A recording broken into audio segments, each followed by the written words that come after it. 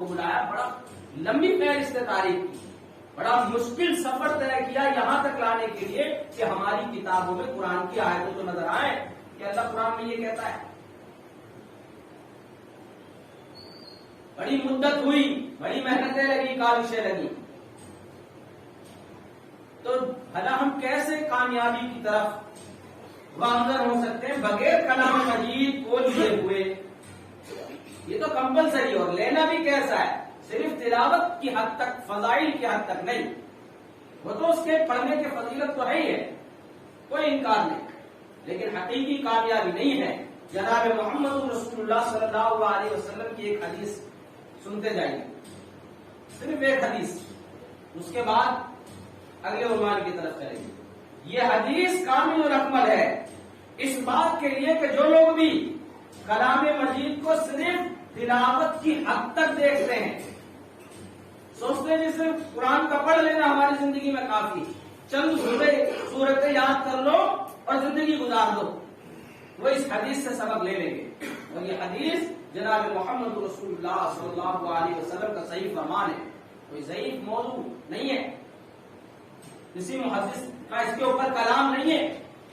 میں بتلا دیتا ہوں، یہ حدیث بیان کرنے والے راوی ہیں حضرت عبداللہ بن عمر رضی اللہ تعالیٰ عنہ. عمر رضی اللہ تعالیٰ عنہ کے بیٹے بیان فرماتے ہیں، کہتے ہیں حضرت عائشہ یعنی اما عائشہ رضی اللہ تعالیٰ عنہ امہات المومنین میں سے ہماری ماں ہیں، ان کے درس تفسیر میں حاضر ہوا. آپ تفسیر کا اور حدیث کی تفسیر کا درس دیا کرتے.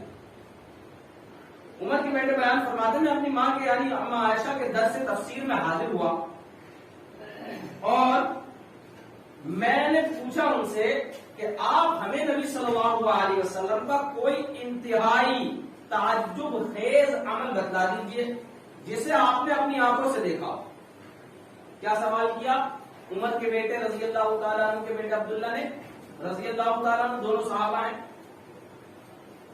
کیا سوال کیا کہ آپ اے ہماری ماں نبی محترم کا کوئی ایسا تعجب خیز عمل بتلا دیجیے جو آپ نے اپنی نگاہوں سے دیکھا، مشاہدہ کیا. اتنا سننا تھا ہماری ماں امی عائشہ رضی اللہ تعالیٰ عنہ کی آنکھوں میں آنسو آ گئے، آپ رونے لگی. پھر آپ نے فرمایا کہ آپ کا تو ہر عمل باعث تعجب ہے. جناب محمد رسول اللہ صلی اللہ علیہ وسلم کا ہر عمل باعث تعجب ہے اور تھا. اور فرمایا کہ ایک بار کی بات ہے، میری باری تھی، آپ صلی اللہ علیہ وسلم میرے پاس تشریف لائے، اتنے قریب ہوئے کہ آپ صلی اللہ علیہ وسلم کا جسم مبارک میرے جسم مبارک سے چھو گیا. پھر آپ صلی اللہ علیہ وسلم نے تھوڑی دیر کے بعد فرمایا مجھے چھوڑو. ہماری ماں سے کہا مجھے چھوڑو، میں اپنے پروردگار اللہ رب العزت کی عبادت کرنا چاہتا ہوں، میں چاہتا ہوں کہ اپنے رب کی عبادت کروں. ہماری ماں بیان فرماتی ہے کہ میں نے کہا میں آپ کے قریب رہنا پسند فرماتی ہوں اور میں یہ بھی چاہتی ہوں کہ آپ اپنے رب کی زیادہ عبادت کریں. یہ بات ہو رہی ہے. اب اللہ کے رسول صلی اللہ علیہ وسلم کھڑے ہوئے تہجد کی نماز کے لیے. ہماری ماں بیان فرماتی ہے پھر آپ نے وضو فرمایا، لیکن اعضائے وضو کے دھونے میں کثیر تعداد میں پانی استعمال نہیں فرمایا.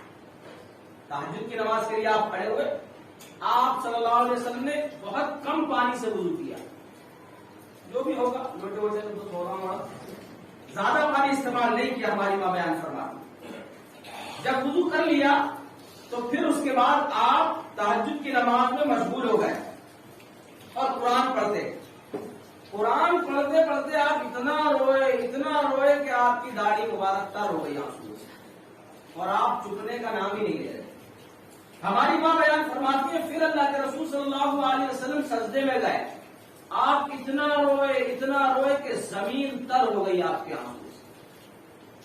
جناب محمد رسول اللہ صلی اللہ علیہ وسلم کھڑے ہوئے قیام میں بھی رو رہے ہیں، سجدے میں چلے گئے، زمین تر ہو گئی آنسو سے.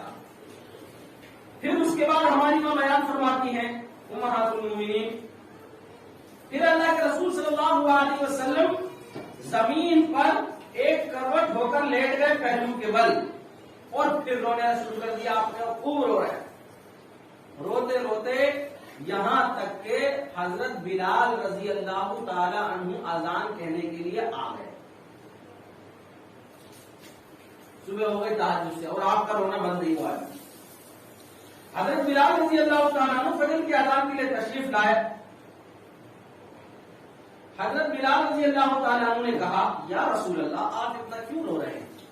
حالانکہ اگلے پچھلے آپ کے سارے گناہ معاف، تقصیرات ساری اللہ نے معاف کر دی، پھر کیوں رو رہے ہیں آپ؟ کیا رونے کی وجہ؟ ہم لوگ روئے خدا کا جنہیں جلنے کا ڈر ہے، مرنے کا ڈر ہے، کٹنے کا ڈر ہے، اللہ کے غضب و غضب کا ڈر ہے، وہ روئے. اے نبی محترم آپ کی تو اگلی پچھلی تمام تقصیرات اللہ نے معاف فرما دی، آپ کیوں رو رہے اتنا؟ ہمارے نبی صلی اللہ علیہ وسلم نے جواب دیا، فرمایا کہ اے بلال سنو، میں نے اپنے رب کے سامنے جو گریہ وزاری کر رہا ہوں اتنا کیوں نہ رہوں جبکہ آج کی رات مجھ پر یہ آیت نازل ہوئی ہے. اس آیت کی وجہ سے نبی محمد صلی اللہ علیہ وسلم سجدے میں بھی رو رہے ہیں، کھڑے کھڑے بھی رو رہے ہیں، پہلو کے بل بھی رو رہے ہیں. آیت کیا ہے؟ ان فی خلق السماوات والارض واختلاف اللیل والنہار لآیات لأولی الالباب. کیا مطلب؟ اللہ فرماتے ہیں اس آیت کے اندر کہ بے شک آسمانوں اور زمینوں کی تخلیق اور شب و روز کے آنے جانے میں عقل مندوں کے لیے بڑی نشانیاں ہیں. ہم پڑھ کر گزر جاتے اس کو. زمین و آسمان کی تخلیق میں بڑی نشانیاں اللہ نے رکھ چھوڑی ہیں، ہمیں جاننے کی ضرورت ہی نہیں. ہم تو صرف تلاوت کر کے آگے بڑھ جانے والوں میں سے ہیں. شب و روز کے آنے جانے میں اللہ نے بڑی نشانیاں رکھی ہیں اور ہمیں اس بات سے کوئی مطلب نہیں کہ اللہ اس آیت میں کیا کہہ رہا. پھر اس کے بعد ہمارے نبی نے جو فرمایا وہی آج کا سبق سمجھیے اس کو. ہمارے نبی نے فرمایا ہلاکت ہے اس شخص کے لیے، بربادی ہے اس شخص کے لیے جو اس قرآن کی تلاوت تو کرے لیکن اس کے معنی میں تدبر نہ کرے. ہلاکت ہے ایسے شخص کے لیے جو اس قرآن کریم کی تلاوت تو کرے لیکن اس کے معنی اور مفہوم میں تدبر نہ کرے. یہ ہمارے نبی صلی اللہ علیہ وسلم کے الفاظ ہیں. اب ذرا اپنے معاشرے پر غور کرو، آپ دیکھیں کتنے تدبر کے لیے ہم نے کتنا وقت نکالا ہے، قرآن کو سمجھنے کے لیے ہم نے کتنا وقت اپنا صرف کیا ہے، اپنے کتنے پیسے ضائع کیے ہیں، مال سے کیسے قربانی دی ہے ہم نے، وقت سے کیسے قربانی دی ہے ہم نے. ہزاروں فنوں کو سمجھتے ہیں، مہارت حاصل کرنے کی کوشش اور جستجو میں لگے ہوئے. قرآن فہمی کے لیے کتنا وقت دیا ہم نے، اور ہم جو پوری زندگی تلاوت کرتے چلے آئے اور کبھی جاننے کی ہم نے نوبت اور غنیمت نہیں سمجھی کہ اللہ رب العزت اس کلام مجید میں ہم سے کیا ہوا ہو رہا ہے، کیسی کیسی نشانی اللہ رب العزت نے اس میں رکھی. ایک وقت تھا صحابہ اکرام رضوان اللہ علیہم اجمعین کے دور کے بعد کا وقت کہ مسلمانوں نے بہت بڑی یونیورسٹی بنائی. اس میں دنیا میں جتنے فنکار تھے، جتنے ماہر تھے کسی بھی علم اور فن کے، ان کو بلاتے، عرب اس کو جمع کرتے اور وہ سارے لوگ عربی کتابوں کو اپنی زبانوں میں نقل کر کے لے جاتے تھے. لکھتے تھے یہ علم کہاں سے آیا؟ جی قرآن سے لیا. ستاروں کا علم، کیمیا کا علم، طب کا علم،